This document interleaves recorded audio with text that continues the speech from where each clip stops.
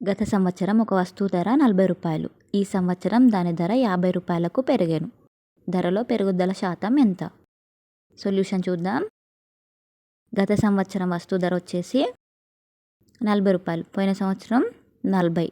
ఈ సంవత్సరం 50 రూపాయలు పెరిగిందంట. అంటే పోయిన సంవత్సరంకి ఈ సంవత్సరంకి తేడా వచ్చేసి పెరిగిన ధర వచ్చేసి 10 రూపాయలు. 40కి 50కి మధ్య డిఫరెన్స్ వచ్చేసి 10 రూపాయలు.